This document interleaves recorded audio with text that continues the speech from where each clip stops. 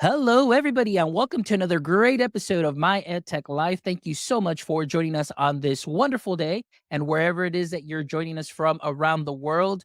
Thank you, as always, for all of your support. We appreciate all the likes, the shares, the follows.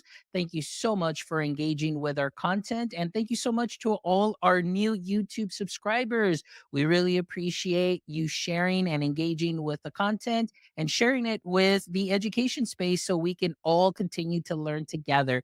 And I'm really excited to have a wonderful guest. As always, we always find the best. And today I'm looking forward to this wonderful conversation.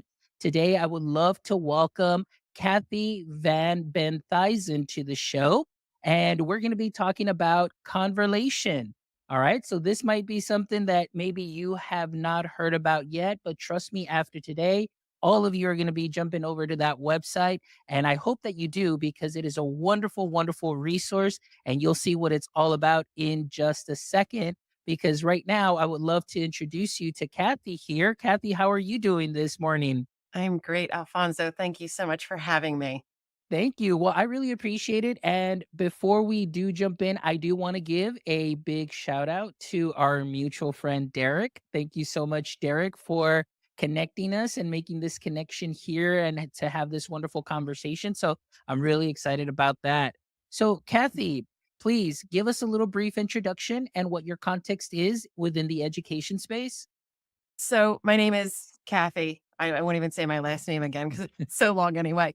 So, I mean, most people call me KVB anyway. So, I am a 20-year mom, a 30-year teacher, retired 5 years early. I'm an author, a coach, and the president and co creator of Converlation.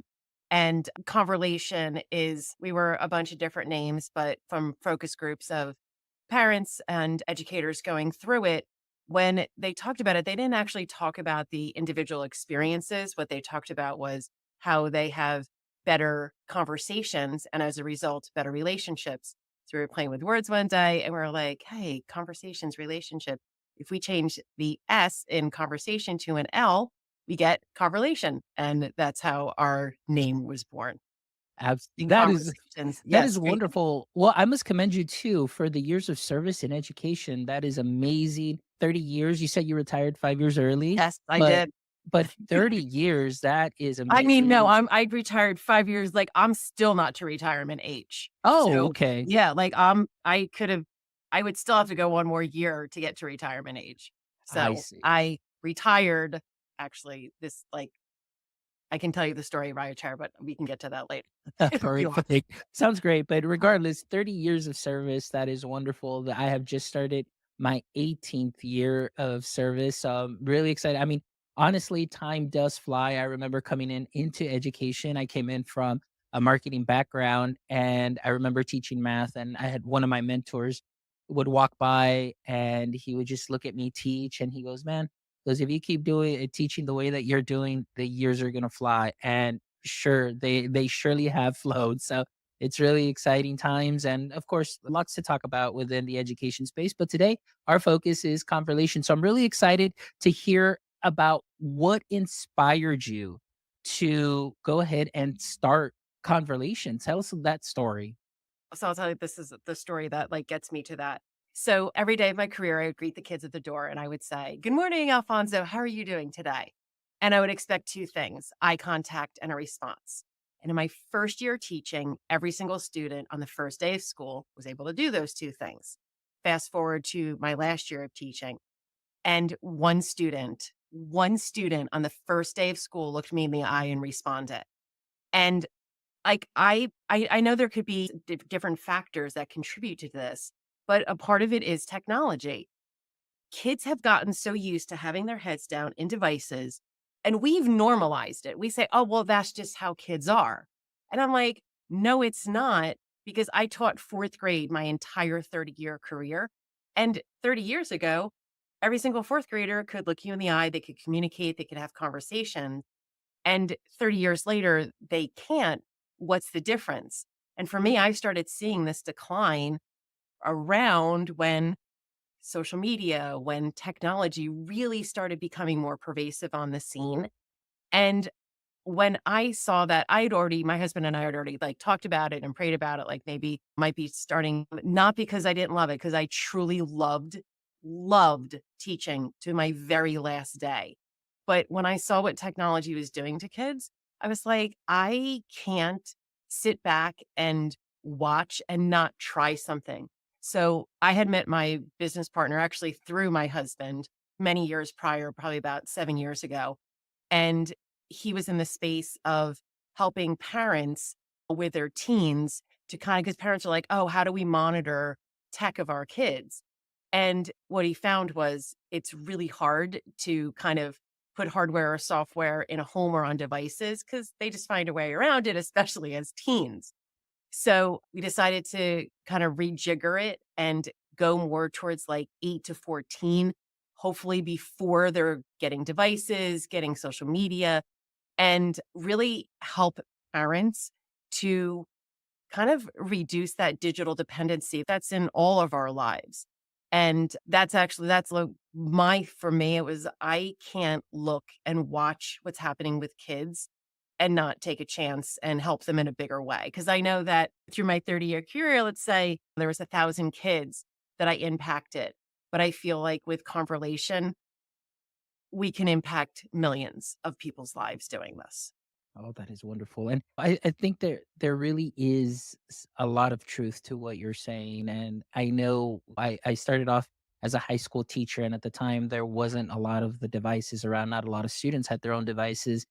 At 3 years after that, when I moved down to elementary, I was working at an elementary that it's a very high-end area within our district, and I started teaching 6th grade, and I was like, "Wow, these 6th grade students have, like, better devices than I do." And that's because 'cause I'm a teacher, and they're coming in with tablets and so on.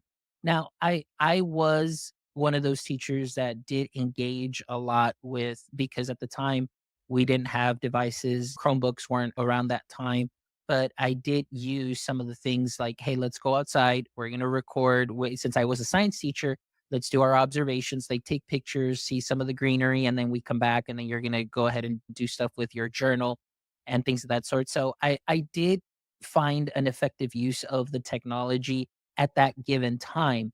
And again, I'm one of those two that as long as the student is engaged, but engaged in a proper way and not just on social media and jumping around and trying to get those dopamine hits. I mean, that is so difficult to balance. And I know that that is the conversation nationwide. I mean, as you're starting to see a lot of schools that before were okay, bring your own device because we're going to use it, within the school district or for engaging students in lessons. It really hasn't turned out that way because now Mm. still a lot of teachers maybe don't use the tech as much, or maybe they don't know how they can engage the students with that. And it's very difficult too because of the time during COVID and students were on screens the whole time and just a lot of stuff happening. But before we get a little bit into more of that, can you walk us through about the key principles behind conversation? I know you talked a little bit about as far as the communication skills. We're talking about how students are just really just looking down, and we're lacking that eye contact, that firm handshake, just those soft skills. So walk us through some of those principles a little bit, as far as what you're trying to do through conversation.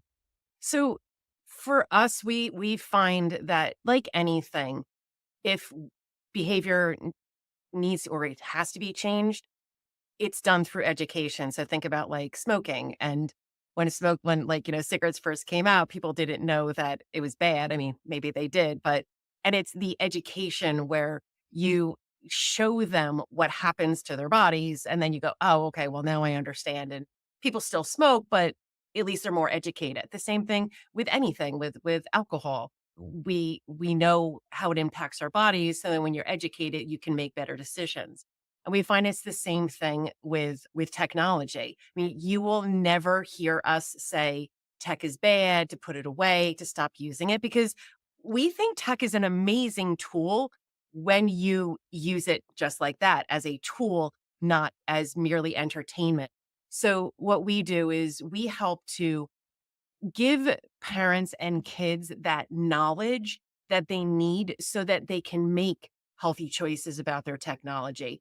We explain to them that there are attention engineers behind the scene whose very job it is to keep your eyeballs on devices so that they make money. We explain to them about dopamine and how it's created and how it impacts us. We talk about ins and outs of technology so that kids can say, oh, okay, now I kind of get why my parents are like, I don't want you on this. But we find with parents, and I get this, is if we don't know something as parents, we often fall back to, well, because I told you so. Like, you can't have it because I told you so. But we know that that's never going to be a solid answer. Maybe when the kids are 5, but when they're 8, when they're 10, when they're 13, that's not an answer. So when the parents can be educated and be able to give reasons and have the kids come on board with it, that actually helps to change behavior. We'd gone into this school that had gone through Converlation, and it was a 5th grade class, and we kind of did a little focus group with them. And this one kid, he said, I thought you were one of those companies that was going to say, tech is bad, put it away, stop using it. And he goes, because that's what my mom says. And he goes, but because you didn't, he goes, I actually listened when my teacher went through the experiences. And he said, I'm on my phone less because I realize like what they're doing to us. So it for us, it's about educating and giving the parents the knowledge that they need. And because you're in this space, there is so much with technology and it's coming at us faster and faster and rapidly changing that people don't really educate themselves on it because there's just so much. So it's like, oh, well, everyone else is doing it, so it must be okay. But it's not. And so that's what we do. We do the research and we are reading the studies, the CDC reports, and that's what we give to people is to help them to understand what's happening because we can't just say, it's going to work out. We grew up with television and look how we turned out. But it's not the same thing because when we had television, we would watch a show and then, well, we had to wait till the next week, be able to find out the cliffhanger. That's not like that anymore. You can binge watch. You are constantly fed all of this information that we can't even handle. Even as adults, we struggle with saying, okay, you know what? I need to put this away. And our brains are fully developed. How much harder is it for a child who doesn't have a fully developed brain and say, you know what? Just stop using it. Just put it away. Take a digital fast. That's not happening. No, no, no, it's not. And, you mentioned a lot of great things. And the number one thing that I do absolutely love is the why, and that you are out there helping parents, helping teachers, and helping students understand the why we should, like you said, take a break from the device, have a digital fast, just also just the dangers of social media and talking about digital citizenship. And that's one of the things that I do as a coordinator for digital learning. I partner up with our parent engagement specialist. And like I was mentioning to you in the pre chat, we have these talks with parents where we talk about that and we talk about some of the dangers that occur at such an early age when students at a very young age are playing games like Roblox or playing Fortnite and the dangers that go through there, the grooming that happens. I recently saw a video and this happened 2 years ago, and I was like, "Oh my goodness," that there was a gentleman that had stalked a young lady from the age of 6 all the way to the age of 14, I believe, and was following her social media because her parents kept posting a lot of things on social media too as well, and then he created a fake account, and then up until the age of 14, then he tried to make contact with her, and of course, luckily he did get arrested. But there's a lot of dangers that are out there as soon as we're getting on these phones. And one thing that you mentioned too is how rapid the technology is changing because now we've got these AI chatbots, and there are some Mhm. studies now that are showing how students are spending hours and hours with these artificial intelligence friends on social media, and they're completely disconnected from the real world and spending more time just chatting away with a chatbot that they have given a human like quality to and are just sharing away information. And so that is something that is very dangerous too, as well. So I want to ask you, in your experience, and I know I mentioned a couple things that I know that we talk about here within our school district, but for you, what is it that you're seeing as you're visiting campuses and talking to parents and students? What are some of the most common challenges that parents are facing when it comes to managing their kids' tech? So we've been to multiple schools. One was actually a chat. It was actually about this book, and they asked the anxious generation. So because I was like, Mhm. oh wait, maybe people can't see it. And it was around kids' mental health and how kids' brains are being rewired as a result of their use on. And it's not just when it's not just social media, it's gaming and the videos and all of it. And we had in the one school, there were, at this one, there was more than 80 parents that showed up. And the principal's like, we only get like 7 or 8 people that show up. We went to a back to school night that's rolling out Converlation. And again, we were gonna talk about it. And there was over 100 people that showed up. And what we hear from parents all the time is we don't know how to deal with this. We don't know how to manage it. And so the answer for them is, well, if everybody else is doing it, my kid is a good kid. They're doing well in school. So it must be okay. I had a parent come up to me at one of the after one of the talks, and she was almost in tears, and she said, I am petrified. My daughter's in 5th grade, and I am petrified because I have no idea what to do. I just put my hand on her shoulder, and I was like, "It's okay. That's what we do. We'll help." And we actually have so with we developed these 2 guides. They're for free right now, and one is called Social Media Simplified, Know the App, Speak the Language, and it's a parent's guide to help them talk the language that their kids like. These are the platforms kids are living on: Snapchat, Instagram, TikTok. And what we broke it down, and so that you were gonna tell you, like, why do your kids love these platforms so much? What are some tips to help manage or not eliminate the risks, but to help be ahead of the risks?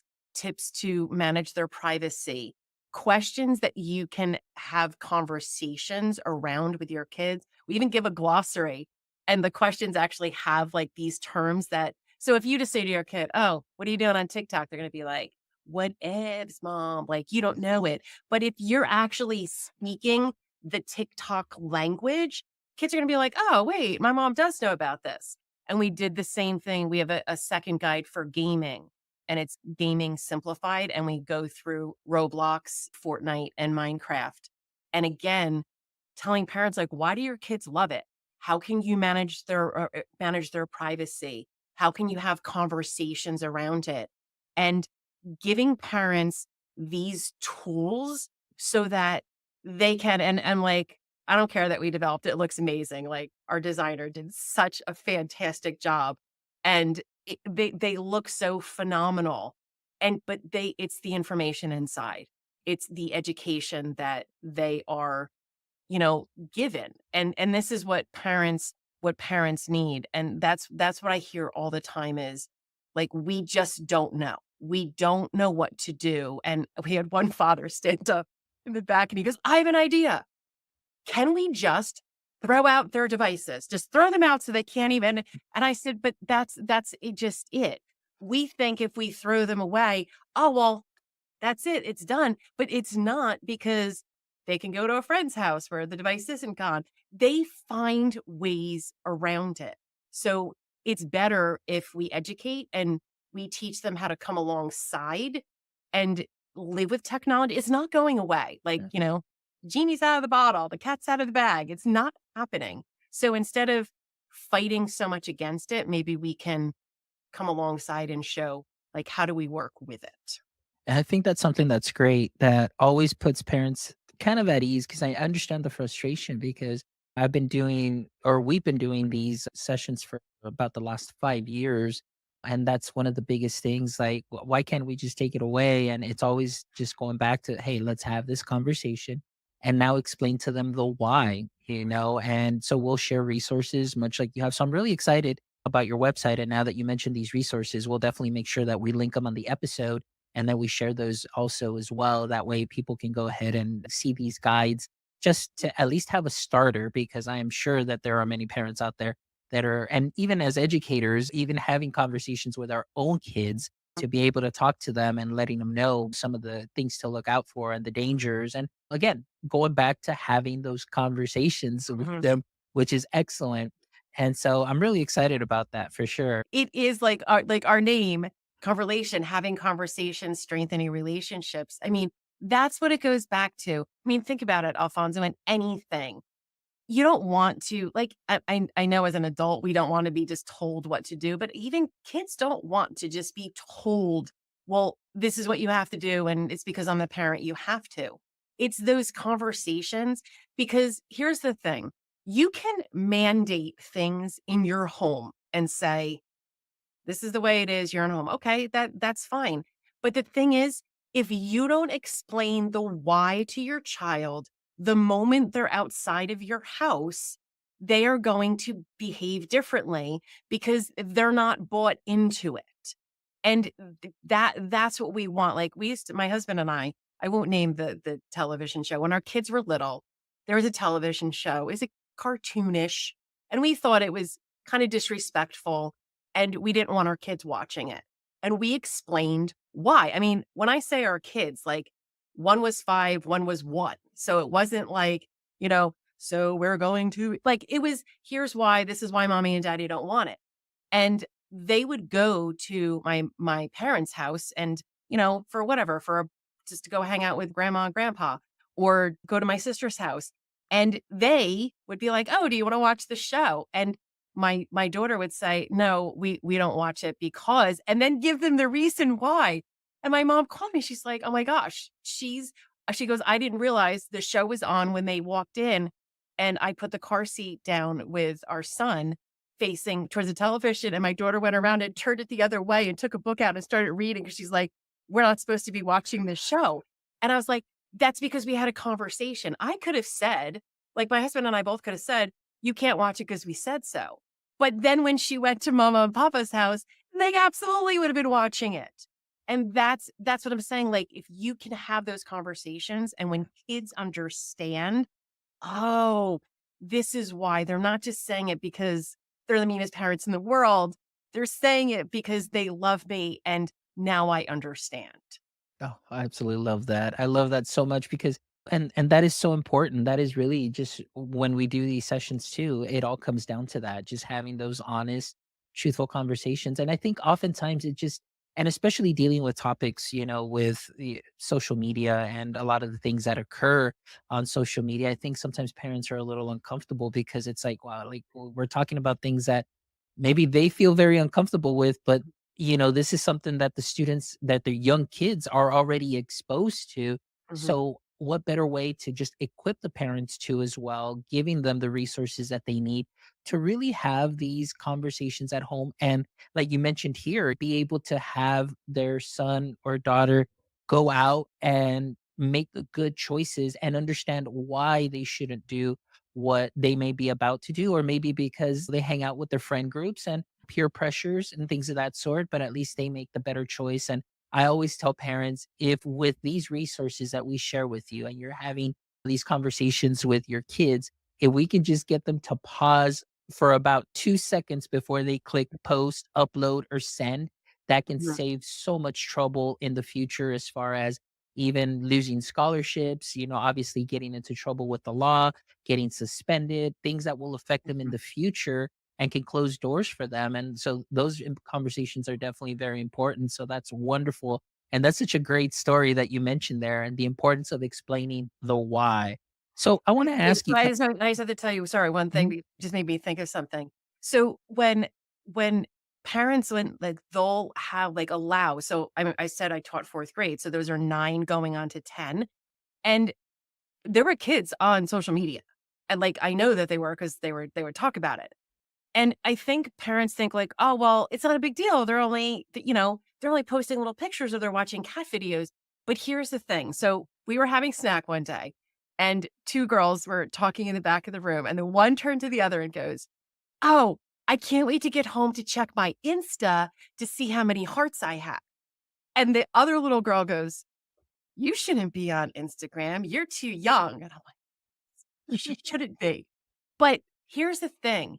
Here's this 9-year-old who's supposed to be engaged in my fourth grade classroom where we're learning language arts and math and doing some science stuff and writing. And her thought is at 10:30 in the morning, I can't wait to get home. This is what my thought is what did I post to get enough hearts and likes? But it's beyond that. Let's say that she got home that day and she didn't get as many hearts and likes and comments as she wanted. And now she feels bad about herself. Where have I fallen short? What do I need to do differently? They're 9, they're 10. That shouldn't be what they're thinking about. And so that's why these conversations need to be had because first of all, I'm gonna well, I you sh- they shouldn't be on social media at 9 and 10. But the thing is it impacts them emotionally in ways that I don't even know if we truly understand yet. Because, like we didn't grow up with all this. We didn't grow up with all these devices. Thank goodness we didn't have social media. We were growing up.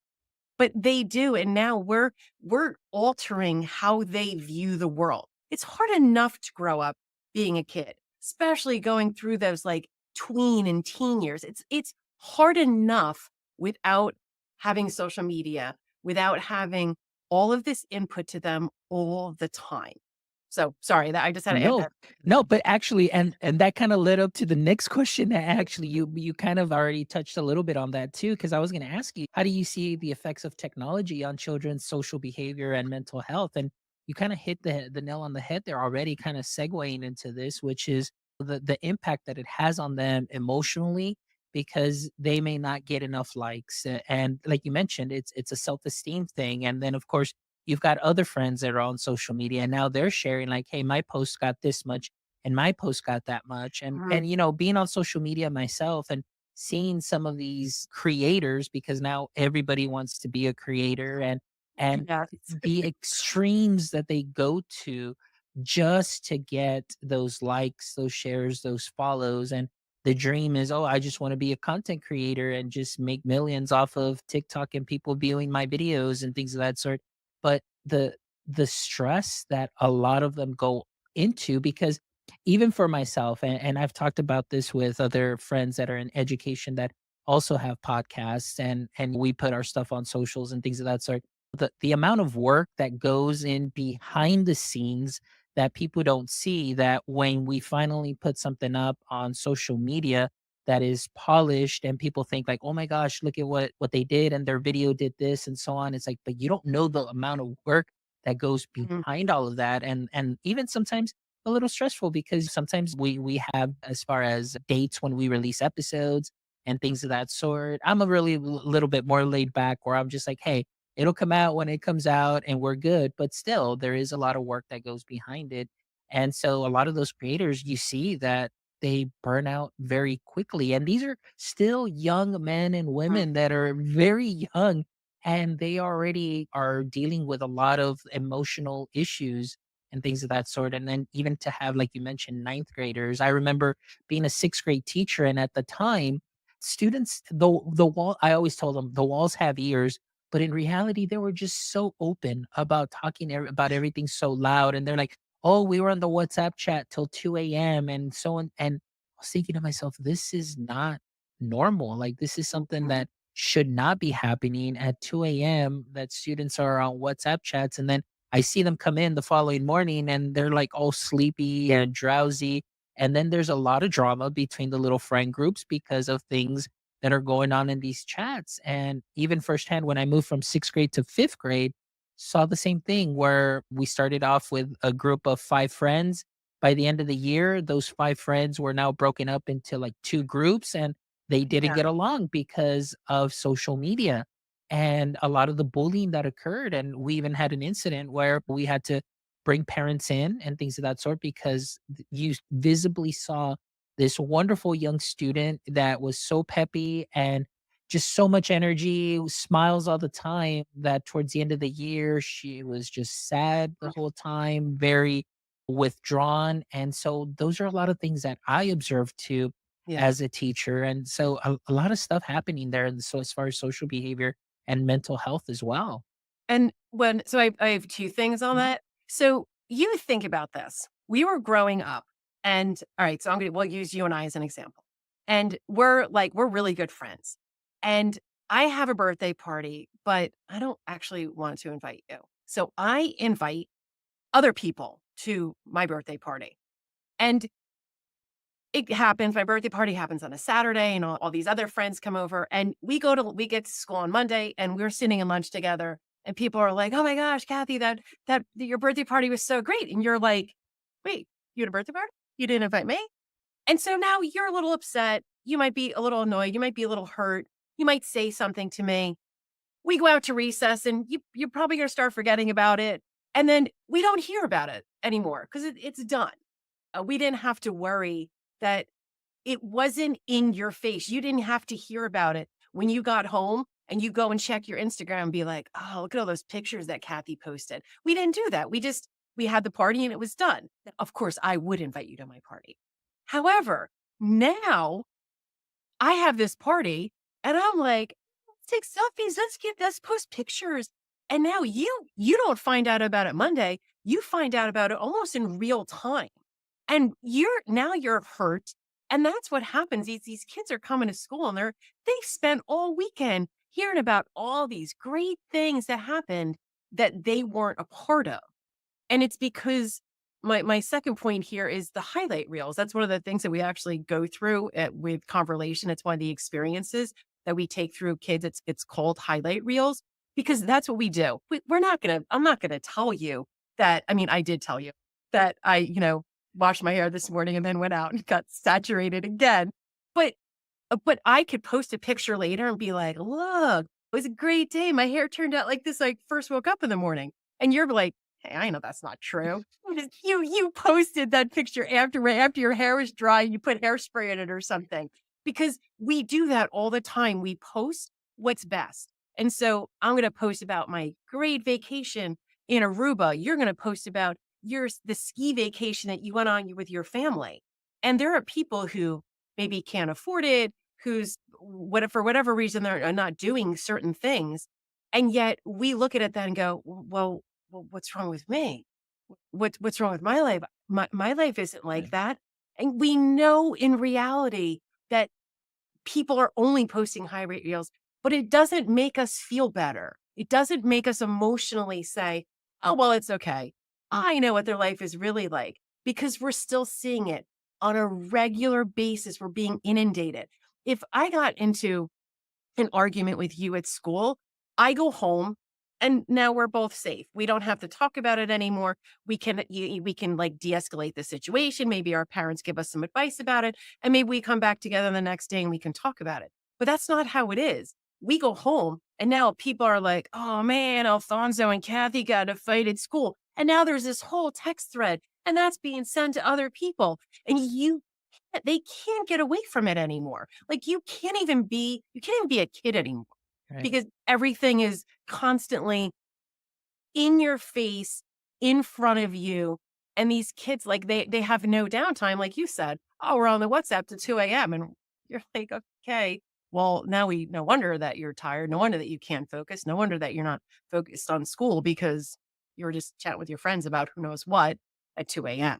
Yeah. And like you mentioned too, is like they're constantly on the device, even at school. I mean, you see so many videos that are taking place at school during school hours, and students are posting it up like nobody's business. It doesn't matter. It's like, yeah, I'm here at school, but look at what I'm doing. I Taking know. video, whether they're doing sports or whether they're whatever other things they're doing, and you're thinking to yourself like, wow, like they're just constantly on social media. So then where is the learning taking place? So you see a lot of that happening. And so again, going back to the parents, having those conversations is something that is very, very important.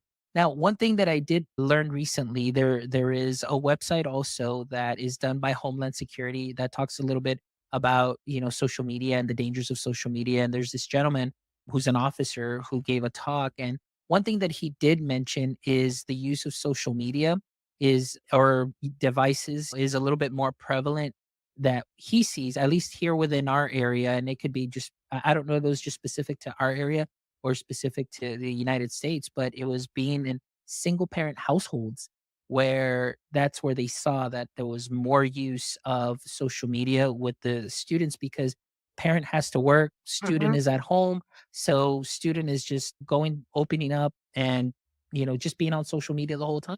So Yeah. those are some of the stats that are there too as well. However, going back to what you're talking about and what you are offering through Converlation, being able to have those tools for the parents to be able to have those talks with the students. And I think that's something that is important. So I kind of want to go back to kind of wrap up a little bit and just kind of round things out because we hit on a little thing that you mentioned earlier with technology also moving as fast as it is. How do you see Converlation adapting to all of this, how fast the tech is moving? So tell us a little bit about maybe a little that vision that you may have. So we actually have like a curriculum that we have in schools for 5th grade, 6th grade, 7th grade, and 8th grade, because we say it's not a diet. You don't want to do it for 30 days and no, you're good. Everything's going to be fine. And then you just, end up gaining all the weight back. So we have a curriculum for each, those grade levels because we said that in 5th grade, you can have those deep conversations. And then it's just, and each grade level, the content gets a little bit, a little deeper and a little harder hitting. And for us, we say like we know that like right now we're in development of like content about AI because that's stuff that we see and that is prevalent. So what we do is we look at like the trends that are happening and then we can develop content based on what we're seeing. And then also so like that's in schools, but for parents, we have we just it's a subscription model and they can sign up for like 6 months, 12 months or 18 months. And in that, that's even like a little bit more fluid because we're providing information and like, yeah, information and knowledge on a weekly basis. And it's almost going to be even more topical than like what we have in schools. I mean, schools is, I know it's amazing because we have schools going through it and saying like, it's really making an impact on kids. And we can change as we see the need. We can change topics in and out on any of the grade levels as necessary. But for parents, for them, they can get stuff on a really on a weekly basis that is relevant, that is front and center to what they are experiencing. And like you had said in the beginning about these, someone had, like basically stalked this girl all this time. And there's so much out there that there's these scams where, the it's a guy really, but he's pretending to be a girl and he gets this teenage kid to send him, they befriend each other and, oh, like, oh, she's really nice and this is great. And he sends pictures of a girl and says, oh, just reciprocate, send something back. If you really like me, you'll send it back. And he does. And then they're like, okay, and now game on. Now you're going to send me money. Cause if you Mhm. don't send me money, now I'm going to put this out to all your social sites. So all your friends, your family, everyone's going to know that you sent me these inappropriate pictures. And what do the kids do? They, some of them end up paying it. I know that kids have taken their own life because of situations like this. And those are the things like you and I are in this world and we can say, "Oh yeah, I've heard of this." Do you know that I have told parents that story and parents are like, "I didn't know this was happening." Or where you can take I can take a picture of a group of people and it's there's undressing apps, and they can be undressed and it's still their face. It doesn't matter that it's not their body. You know what? That gets out. You're gonna say, "Oh man, what's that group doing? Why are they sending out these inappropriate pictures?" And it happened in a school in New Jersey where this group had, some pictures posted online. Someone took them, they put it through an undressing app and put it back on social media. And when I tell parents that story, they're like, "Wait, I didn't know that happened." It Things like this happen all the time, and that's what we can do is we can provide this where you could so now you can make more of an educated decision and a choice on how you want your family to interact with technology and however that may be, but you need the information so that you're not just saying, oh, everybody else is doing it. It must be okay. They're a good kid. Excellent. Yeah, that definitely a lot of stuff there. And you're absolutely right. And again, it's like because we're in this bubble, so we know it. But the parents, like you said, it's Mhm. always very surprising. I mean, even a lot of the talks that I had with parents, and here in our demographic area, I live like in the southernmost tip of Texas, the Rio Grande Valley, and everything is a celebration. I mean, it's a birthday party, huge celebration. It is a baptism, huge celebration. And so oftentimes what happens is I would tell parents here in our area, so I know that you have parties and we know that you like to take pictures and there's absolutely nothing wrong with taking some pictures. But here in our area, there's usually pictures with a table full of bottles and Mhm. services and things of that sort. And it's always the red solo cups and things of that sort. And oftentimes the students are there with the parents and they've got the cups. And I said, look, it's all about the perception too as well. You know, we need Mhm. to think about what kind of image or perception you want to give away on social media. So, although the group may have orange juice, it could be Coke, it could be Dr. Pepper. It doesn't even Right. matter what's in there because Mhm. it's all in the perception. So, we need to be very cautious with those things as well.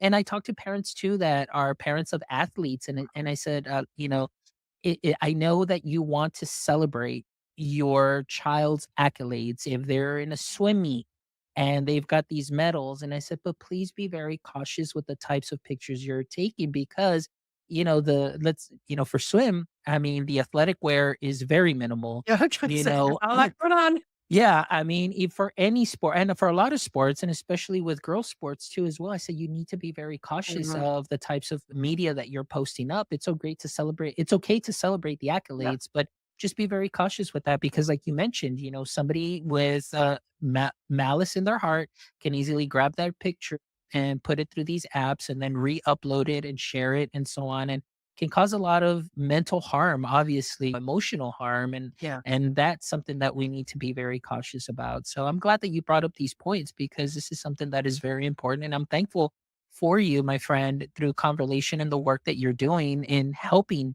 inform parents through this and about this and also working with students. So that is something that is very powerful. So I'm really excited to see you continue to grow and see what the next steps are. And so I'm definitely going to keep an eye out. And as always, once you are a guest of My EdTech Life, you always have an open invite to come back. So maybe we can do a follow up, maybe when the next big update comes about, and then just till we continue, so we can continue to share these wonderful conversations and resources with parents because it's something that is very much needed.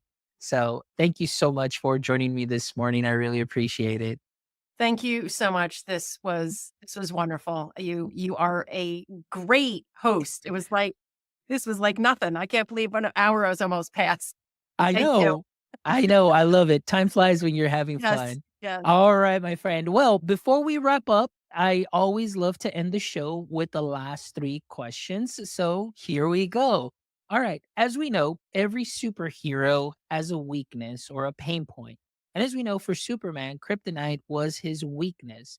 So I want to ask you, in the current state of, well, I normally use education, but I guess we can do You can do education education. It's and fine. okay, Yeah. in education, what would you say is your current edu kryptonite?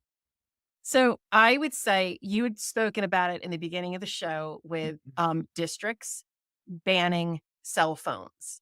And listen, I'm in there. You're in there. I'm not saying that it wouldn't be helpful, but what I find is there is so much pushback from parents because they're not involved in the conversation because they don't understand. And I think and it puts a lot on the teachers, because I just had a back to school night, and some teachers are like, "Oh, I don't even want the device in my classroom." Other teachers are like, "Oh, they can bring it in, and if they show they're responsible." So even within a school, the rules are all different. I think there needs to be more conversation because I find that this is a very hot topic. And some parents are like, I don't care. I don't care what they say. I'm gonna have my kid have the device. And other people are like, no, just ban it all out. And I think it's like we said back in the beginning, we need to have these conversations. So for me, that in education, I find is going to be kind of a kryptonite because I don't know if just banning it is the answer. There you go. I think, yeah, you're absolutely right. I think what happens, and I'm a big proponent of this, is the learning community. And oftentimes I feel that a lot of school districts don't include the parents Mm, within the term learning community. It's usually just from superintendent down to student only. But the learning community should also be comprised of your parents. And they're very important because also if it wasn't for the parents, we wouldn't have a job and we wouldn't have a school. So right. we need to make sure that we bring them in. And you said you're absolutely right. Build those relationships and have those conversations. Maybe have some conversations. I don't Yes. know. Nicely done, Alfonso. Ah, there you go. All right. Here we go. Question number two, my friend. If you could have, or actually, I should say, if you could trade places with one person for a day, who would it be and why? I I like been thinking about this one, and I would say I would want to trade places. So it's not necessarily a person, but it is the developers of this technology. Actually, I'm going to say it's not a it's a attention engineer whose like job it is. I said to keep people on devices because I want to see what is their thought process like. Why do they think this is a good idea? That they should be doing this to all of us. So that's who I wanna trade places because I wanna know, like, why are you doing what you do?